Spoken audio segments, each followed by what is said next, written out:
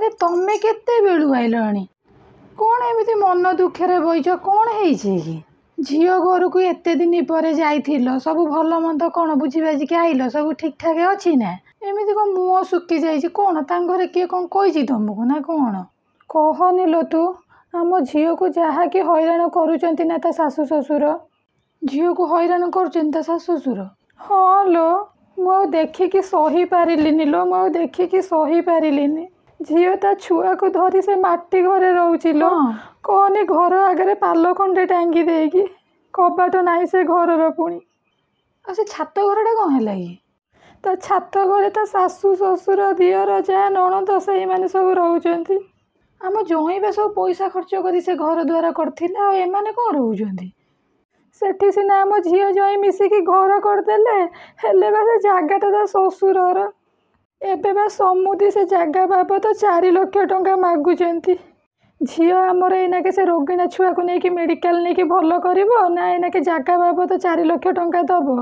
ଝିଅ ଆମର ନ ଦେବାରୁ ତାକୁ ସେ ଘରୁ ବାହାର କରିଦେଇଛନ୍ତି।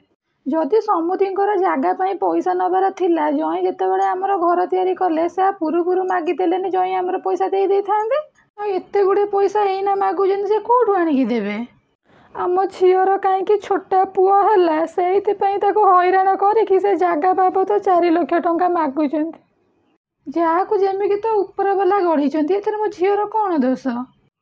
ଖାଲି ସେତିକି ନୁହେଁ ଲୋ, ସାନର ପୁଅଟାକୁ ଧରି କାଖେଇ କୋଳେଇ କୁଣ୍ଢେଇ ବୁଲେଉଛନ୍ତି। ହେଲେ ମୋ ନାତିକି କିଛି ନାହିଁ ଲୋ, ସେମିତି ସିଏ ପଡ଼ିଥିବ ସେଇଠି।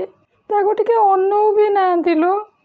ବୁଢ଼ା ଯାହା ବଜାରରୁ ଟିକେ ଜଳଖିଆ ଫଳିଖିଆ ଆଣିବ, ସବୁ ସେଇ ସାନର ଛୁଆକୁ ଦବ ଲୋ। ମୋ ନାତିଟାକୁ ଟିକେ କେହି ଅନେଇବାର ବି ନାହିଁ ଲୋ।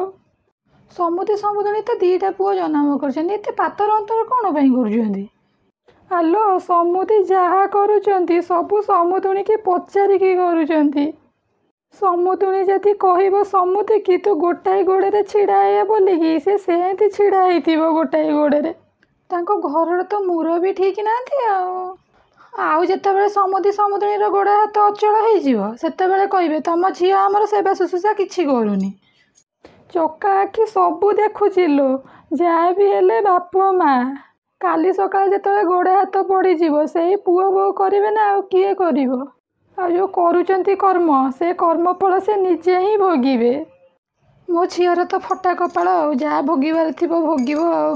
ହଉ ଆସ, ତମେ ଆଉ ମନ ଦୁଃଖ କର ନା, ଆସ କ'ଣ 2ଟା ଖାଇଦେବ ଆସ। ହଁ ଲୋ, ଆଉ କ'ଣ ପେଟକୁ ଦାନା ଯିବ? ହଉ ଚାଲେ 2ଟା ଖାଇଦେବା।